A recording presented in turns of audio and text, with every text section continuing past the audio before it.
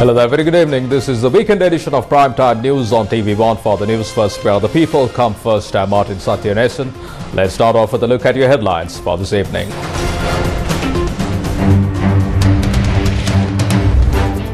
Japan's foreign minister meets president, assures continued support following debt restructuring. President extends renewed invitation to strengthen the economy. Government following Gota's footsteps in brushing aside Easter tax inquiry, says Cardinal. Police chief assures to create an environment with zero crime fear before the year end.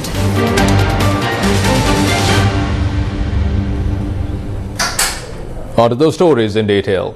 Japanese Foreign Minister Yoko Kamikawa met with President Ranil Wickremesinghe today. The meeting took place at the President's office today.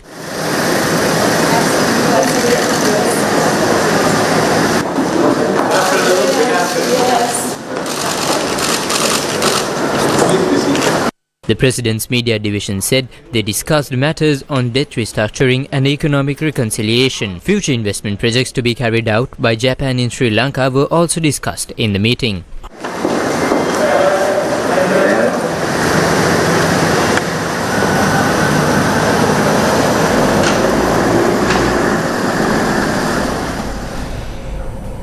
Japan says it expects for the early signing of a memorandum of understanding between Sri Lanka and the official creditors committee. This was expressed during a joint media briefing attended by visiting Japanese Foreign Minister Yoko Kamikawa alongside a Sri Lanka counterpart, President's Counsel Ali Sabri in Colombo. Japan highly values the fact that Sri Lanka, under the leadership of President Wickremesinghe, is earnestly addressing the debt issues and promoting reforms to overcome the economic crisis. Today, I conveyed Japanese expectation for the early signing of the MOU between the official creditor committee and Sri Lanka. This stressed the importance of reaching a debt restructuring agreement with all the creditors in a transparent and comparable manner. I also conveyed Japan's intention to further support Sri Lanka's development by swiftly resuming existing yen loan projects. Once the MOU on debt restructuring is signed and the Sri Lanka's government's intention to swiftly conclude it, a bilateral agreement is confirmed. I also expressed Japan's intention to continue to supply Sri Lanka's ongoing effort for national reconciliation. Furthermore, Japan and Sri Lanka are both island nations surrounded by the sea. Japan intends to further strengthen cooperation with Sri Lanka in the maritime domain in order to realize a free and open Indo-Pacific. In this regard, based on the request from Sri Lanka, I have conveyed to Minister Sabri that Japan will offer a vessel equipped with a sonar to be used for compiling maritime data and charts. I look forward to discussing with Minister Sabri later at the working dinner on international issues, including disarmament and non-proliferation, and my life work in the area of women, peace and security. It is a hope of Japan and myself that Sri Lanka will bring itself back on track for economic development as soon as possible and make further progress as a hub in the Indian Ocean. Japan will continue to stand by Sri Lanka through this endeavor. Sri Lanka's foreign minister noted that they expect the debt restructure process to be completed in time for the next IMF tranche. We remain very grateful to Japan for the important supporting role it played in the external debt restructuring process as the co-chair of the Official Creditor Committee, OCC, as well as for its grant assistance. I have highlighted that Sri Lanka has worked diligently to stabilize the economy, enhance debt sustainability, and implement growth-oriented structural reform. As of today, the country has not only recovered from economic collapse, but has experienced a rapid revival, showcasing the resilience and the determination of the Sri Lankan people. We expect conclusion of the debt restructuring process in time for the next tranche of IMF process. And I'm also very glad, I'm sure Minister Kamikawa will announce that we are in the process, subject to some MOU to be signed, to the Japanese government to commence the project which have been stalled so that kickstart the economy. With clear indication of gradual economic recovery, strengthening the bilateral economic relation is a priority to Sri Lanka in the country's recovery process. I'm sure most of the friends from the Sri Lankan media would want me to know whether I have raised the LRT project. Yes, we also have mentioned that we are keen in restarting the LRT project too. I welcome Japanese Official Development Assistance ODA extended to Sri Lanka over the past decades through the Japan International Cooperation Agency, JICA, as one of Sri Lanka's key development partners. Minister Singha posted on X, formerly known as Twitter, that, quote, China assured its fullest support and cooperation to conclude the debt restructuring process in Sri Lanka, end quote. State Minister of Finance Singha met with the Chinese Vice Minister of Finance Liao Min. This meeting was held on the sidelines of the ADB annual meeting in Georgia. The Indian High Commissioner to Sri Lanka, Santosh Jha, says that the project connecting Sri Lanka and India will bring about a huge change and mainly the people of the Eastern Province will benefit from it. He made these remarks while attending the inauguration of the newly constructed Lanka IOC petrol station in Sambalthib in Trincomalee. Over the years, our Indian companies have grown and expanded in providing employment, in providing new economic opportunities in this country, and among them Lanka IOC was one of the first to come here in very early stages 22 years ago, and its base in Trincomalee has always been a very significant presence and contribution to the economy of the Eastern Province. And I've seen it grow over the years through thick and thin, in periods of difficulty, in periods of which are better than the adverse periods earlier. And they have stayed through the thick and thin, they have survived, they have kept their presence here intact and worked with the people of Sri Lanka. So I'm very happy with the progress, with the changes that I see. I must also say that our ambition for India-Sri Lanka relationship has grown, that we are working on very high value, high impact projects. We are thinking of building a land connectivity corridor to connect India and Sri Lanka, which is something that I always say is a game changer and will probably create many new opportunities for people who will be connected as a result of that. And I think Eastern Province will be one of the principal areas that would get connected in that regard. We are also looking at an oil pipeline coming to Trincomalee very soon in the future, which will be another contributor. The development of tank farms that Lanka IOC along with Ceylon Petroleum Corporation is undertaking. So all these are very positive, big, large projects that are going to benefit all of Sri Lanka, but also particularly this province. And we are very happy. So this gives a strong message to the local entrepreneurs that economy is recovering back and business is getting back. I would also like to a special thanks to His Excellency the Indian Ambassador, High Commissioner Santosh Jha. Out of his very short time presence in Sri Lanka, I think less than 6 months, he has taken charge.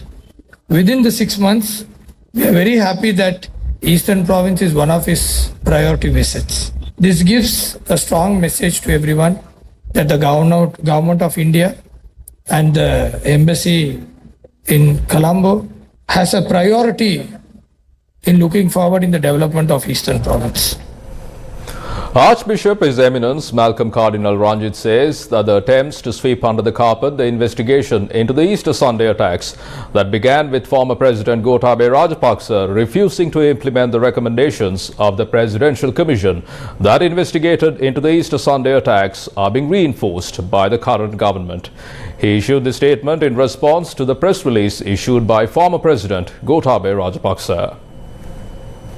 The Cardinal says that the statement by former President Gotabaya Rajapaksa, which denies that he made a phone call to the Cardinal the day after the final report of the Presidential Commission was handed to him, is false. Reaffirming that the former President did in fact make a telephone call to him, the Cardinal further claimed that the former President said that he cannot take action against certain organizations as mentioned in the report, since those organizations are his allies. The Cardinal also questions the former President why no action was taken against the high-ranking officials and former President Maithripala Sirisena, who failed to prevent the attacks. The statement by the Cardinal says that Gotabaya Rajapaksa appointing a separate cabinet committee to filter the recommendations of the Presidential Commission goes to show that he did not want to carry out those recommendations.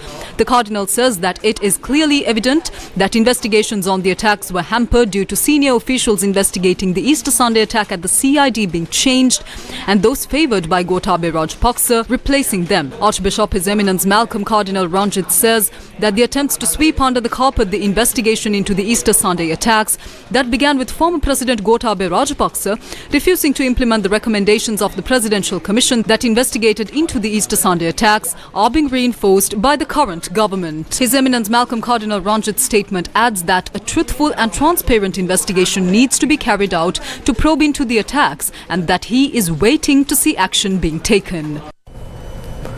President Ranil Wickremesinghe once again invited all parties to strengthen the country's economy and create a good future for the youth. The President made these remarks while participating in the inaugural event for distributing freehold land deeds to Mahaveli settlers today. The inaugural event for distributing freehold land deeds at Mahaveli settlers as part of the Urumaya program at Polonnaruwa Royal Central College was held under the auspices of President Wickremesinghe this morning.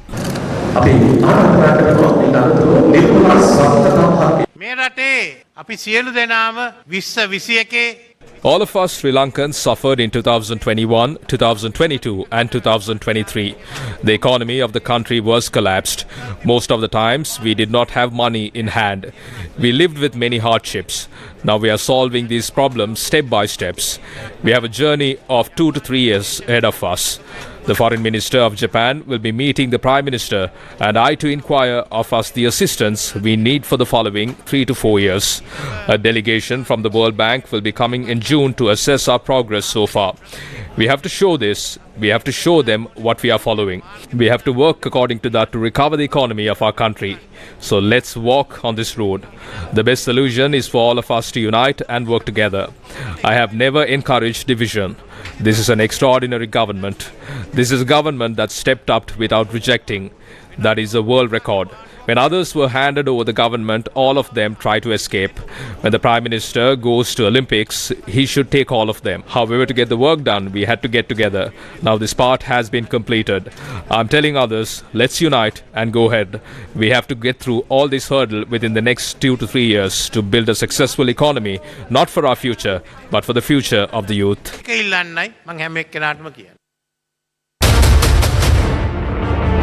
Wins the election. The UNP MP Vajrabai Vardhana stresses that according to the Constitution, the presidential election must be held first. Every ruler who has ruled since independence has followed the process of reconciliation without blaming any wrongdoing. That is why the now President Ranil Wickremesinghe said on the May Day that he is inviting all the political parties to unite and move forward as one nation with one national policy. Let's see what will happen with that message by the end of this month.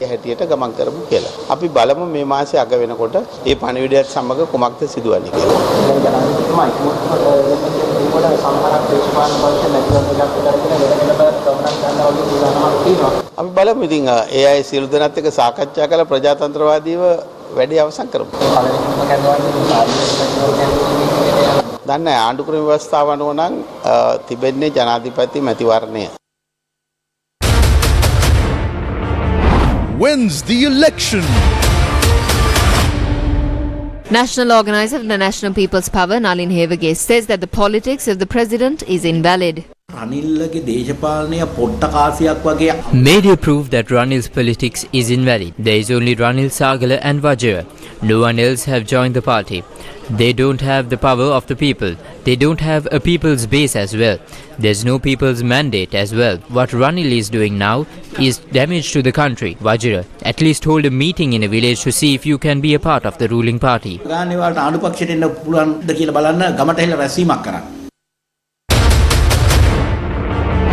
Wins the election. Deputy National Organizer of the Samagi Janabalabegya, S.M. Marikar, made the following remarks on the decision of the people in the upcoming elections, speaking at a party meeting held in Monaragala today. To generate an income in dollars, one must be able to do international transactions. That group is only with the Samagi Janabalabegya and Sajid Premadasa. The people of our country have gone to see the second Gotabaya movie again by mistake. What if they bring someone much worse than Gotabaya? ගෝඨාවගේම තව ඊටත් වැඩි ගොඩෙක්ව ගෙනාවොත් මොකද වෙන්නේ? අර ඉඟුරු දීලා මිරිස් ගත්තා වගේ කරගන්න එපා. ඔබතුමන්ලා තීරණයක් ගන්න. ගොඩ යනවද වැල්ලෙනවද? එක්ක ලබන අවුරුද්දේ ගොඩ යනවා, එක්ක වැල්ලෙනවා. A Sri Lankan delegation will be participating in the International Election Visitor Program IEVP conducted by the Election Commission of India. The Election Commission of India is organising the International Election Visitor Programme or IEVP during the ongoing Lok Sabha 2024 elections scheduled from the 4th to the 9th of May 2024. As part of this initiative, a 10-member delegation from Sri Lanka will be participating, comprising 2 representatives from the Election Commission of Sri Lanka and 8 from PCOI, or the Presidential Commission of Inquiry, to make recommendations for election law reforms. The programme encompasses briefing sessions covering a range of topics. The Election Commission of India has extended invitations to 55 EMBs and organizations to participate in the IEVP 2024. The program offers a unique opportunity for participants to observe and interact with various stakeholders involved in the electoral process. The participation of the Sri Lankan delegation underscores the commitment to strengthening bilateral ties and sharing knowledge and experience in electoral governance between Sri Lanka and India. Newsfirst, with the people. There is much public discourse both domestically and internationally on a heated situation that arose a few days ago at the Katunaika International Airport due to a visa issuance matter. As the digital grapevine buzzes with speculation, today we delve into the matter once more. In 2023, the Cabinet of Ministers made a decision to enter into an agreement to outsource the visa issuance process to a third party. Enter VFS Global, a foreign company now responsible for handling visa issuance on behalf of Sri Lanka. Since the 16th of April, VFS Global has been actively involved in visa issuance activities. The recent changes have impacted the cost structure as well. The online visa fee, previously set at $52 has now been increased to $75. Additionally, a convenience fee of $18.05 and a facility fee of $7.27 have been introduced. Consequently, the total visa fee now stands at $100.77. What is this VFS Global company? This is what the Secretary to the Ministry of Public Security had to say at a press briefing.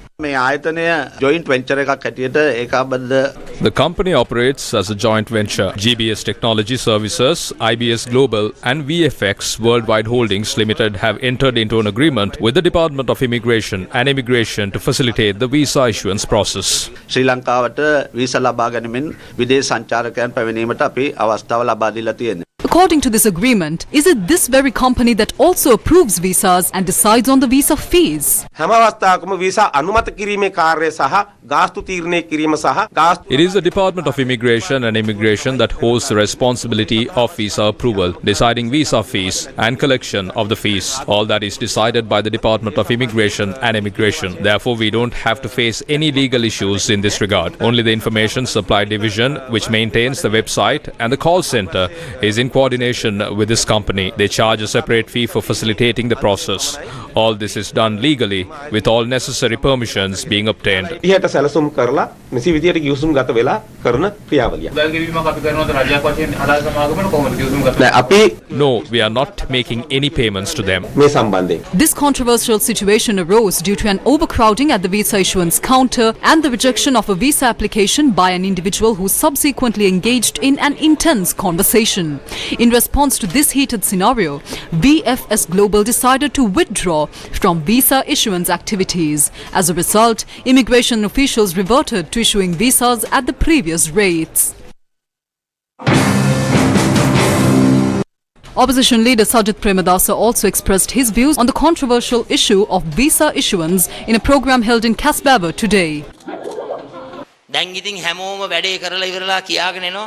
Now after the work is done, everyone says that I don't know and says that it doesn't belong to them. It is like all of them sat inside the cabinet and scraped coconut. How couldn't they know it? They caused great destruction in a bankrupt country by knowing it very well. We declare at this time that we are committed as a group representing the general public to take the best possible action against it.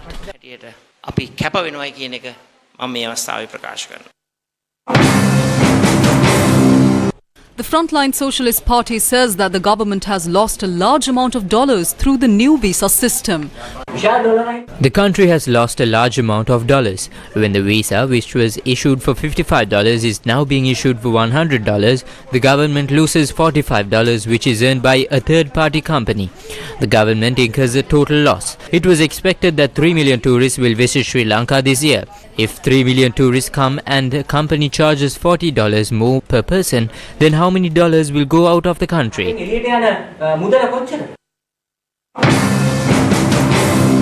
However, the Immigration Department explained the changes in issuing visas through the new visa system. අපි කලින් දුන්නේ processing charge එකක් නැත්නම් handling fee එකක් අය කරලා දවස් 30කට Previously, tourist visas in Sri Lanka were valid for 30 days and involved a processing fee. We've changed this system. Now all 5 types of tourist visas are issued electronically for a 6-month validity period. However, with this visa, visitors can only stay in Sri Lanka for a maximum of 2 months at a time. After 60 days, they must exit and re-enter the country. For longer stays, 1-year visas are now double entry, allowing a total stay of 90 days within a year. Visas valid for 2, 5 and 10 years are multiple entry, permitting stays of up to 180 days at a time. වරකට රැඳී සිටින්න පුළුවන් කාල සීමාව දින 180. කියන්නේ මාස 6ක්. The Medical Faculty Students Action Committee, convening a press briefing, expressed its views regarding the water cannons fired by the police to disperse the protest held in Colombo yesterday. The crux of the protest march was against private medical colleges.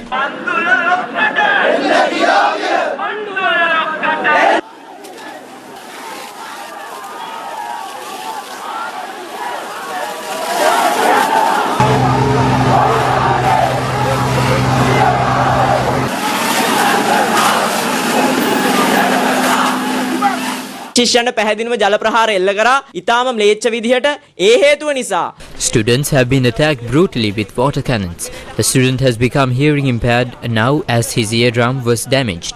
Also, another student is undergoing treatment at the eye hospital in Colombo as his eyes were attacked. Some other students who lost their conscience were admitted to the emergency treatment unit of the National Hospital Colombo. It is obvious that the actions of the government, the police and the other security forces resulted in these students being admitted to hospitals. We strongly condemn these barbaric attacks.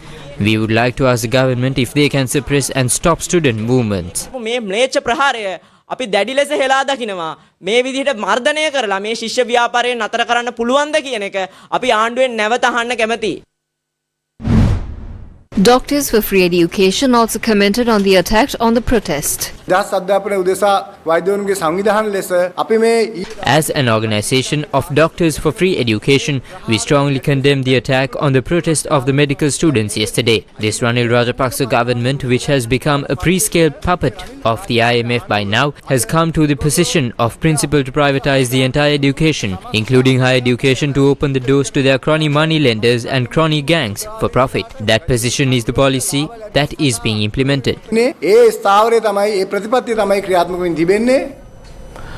Inspector General of Police Deshabandhu Tenakon says that an environment where people can live without fear of crime will be created before the end of this year. We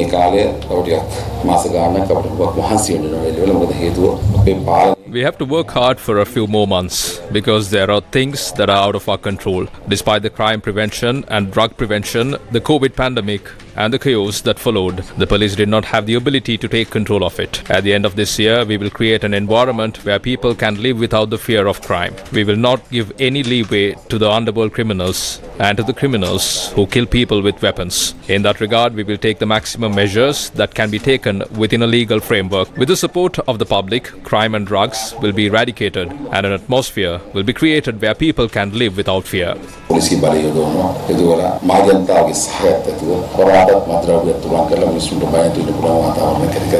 The Inspector General of Police expressed these views while joining a New Year's celebration held at the Angampitiya Stadium in Kotte. The Police Media Division and 4 other divisions have jointly organized this year's event. A suspect was injured in a police shooting in Vadua this afternoon. Police say the man was arrested after allegedly assaulting his wife with a shard of glass. The police media unit reported that the suspect disobeyed police orders and assaulted his wife with a piece of glass in front of the officers. The 43-year-old suspect sustained injuries during the subsequent shooting and has been admitted to the Panadura hospital. The woman attacked by the glass fragment was also taken to the hospital for treatment. The Society of Government Pharmacists says that there is still a shortage of medicine and surgical equipment required for several diseases, including diabetes, cancer and heart diseases. Currently, there is a shortage of approximately 30% of surgical equipment in the system. In this situation, substandard medicines are in one place and in another place there is a medicine shortage. The situation is getting worse by the day. At some point, this medicine shortage will intensify and it will be difficult in the future. Therefore, we are saying that the efforts of the current minister and the secretary to rectify the wrongdoings of the former minister and the secretary will be of no use. The Deputy Director General of the Medical Supplies Division of the Ministry of Health, Dr. G. Vijay Surya, said that there is a shortage of 20% of essential medicines in the hospital system. He further mentioned that there are substitute medicines for them in Sri Lanka. However, Dr. G. Vijay Surya noted that there is a shortage of about 115 medicines that are rarely required by the hospitals. He stated that finances and the purchasing power have been allocated to the hospitals in necessary occasions. GCE ordinary level examinations for the year 2023 will commence next Monday. 452,979 candidates have applied for this year's GCE ordinary level examinations. 387,548 of them are school candidates and 65,331 are private candidates. 3,527 examination centres have been established across the island. There are special examination centres in Ratmalana Deaf and Blind School as well as in Tangol and Jaffna. We've identified 730 candidates as children with special needs and they will sit for the examination at these centres. An examination centre has been set up at the Maharagama Apeksha Hospital, while another examination centre has also been set up at the Valikada Magazine Prison for inmates. What are the candidates permitted to take into the examination centres? Be there at the examination centre at around 8 for the exam that starts at 8:30. Keeping the admission with you is a must. Only an admission where your signature is verified will be valid. Therefore, make sure it is verified. As an identification card, we only accept NICs issued by the Department of Registration of Persons, passports or driver's licenses. If you do not have an identification card, do speak to the invigilator. We have a system in place to facilitate facing the exam. exam, even if you misplace your identification card or admission card. What is the arrangement in place to tackle obstacles due to natural disasters? We have made arrangements to face difficulties that may arise. The hotline of the Disaster Management Center 117 is in operation, and you can call them if you need any assistance. The Commissioner General of Examinations also spoke on the issuance of resubmission results of examinations held in 2022. We have received over 280,000 applications for resubmission. That complicated our responsibility. I believe that we will be able to release these results either today or tomorrow. We are in the final stage of the process. The moment I am advised to release the results, I will do it. It might be tonight or tomorrow morning. Day 6 of the third leg of the Divi Savya program organized by the LOLC group got underway today, centering the Kandy and Katugostota education zones in the Kandy district. Under the third phase of the LOLC Divi Savya program, exercise books and school stationery equipment required for 1 year will be distributed free of charge to government schools with less than 150 students. School books, school bags and stationery items were distributed among students of the Bovalavatta Situmina Vidyalaya, Kalaimagal Tamil Vidyalaya, Risikala Aesthetic College, Nugavela Primary School, Girihagama Mahavidyalaya, Battava Primary School and the Nanoda Model School at the Kandy and Katugastota zonal education offices. This worthy initiative is a collaboration between the Ministry of Education and the LOLC group. The LOLC Divi Savya program will continue to build a brighter future for the Sri Lankan student population.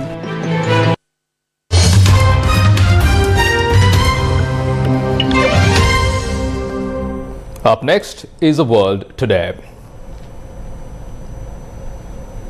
A government database showed on Saturday that Russia has added Ukrainian President Volodymyr Zelensky to its list of wanted criminals. Zelensky appeared in the Russian Interior Ministry's wanted list, an online database of alleged criminals sought by the authorities. It stated that the Ukrainian leader was wanted under an article of the Criminal Code without providing further details. There was no immediate comment from Russian officials on why Zelensky had been added to the list. Moscow has targeted Zelensky since the start of its military offensive in February 2022. 4 universities rocked by pro-Palestinian protests will hold graduations this weekend. Many others, including Columbia University, have scheduled ceremonies throughout the month and in June. Universities are working to enhance security while protesters contemplate walkouts and other possible actions. Protesters set up camps and staged campus demonstrations to call on their universities to cut ties with Israel over the war in Gaza.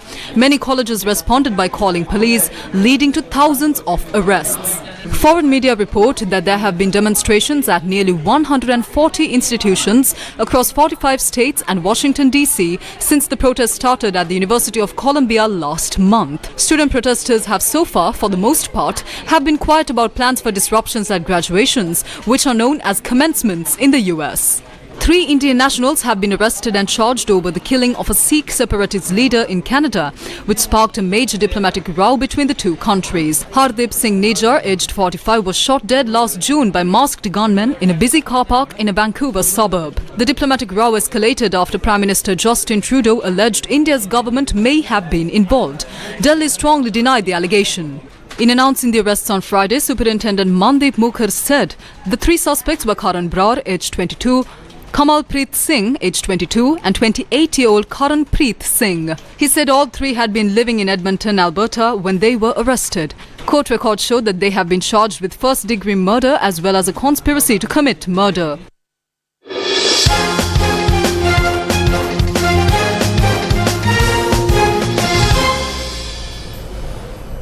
Sri Lanka won the Asia Rugby Division 1 Championship 2024. Tuskers beat Kazakhstan 45-7 in Colombo.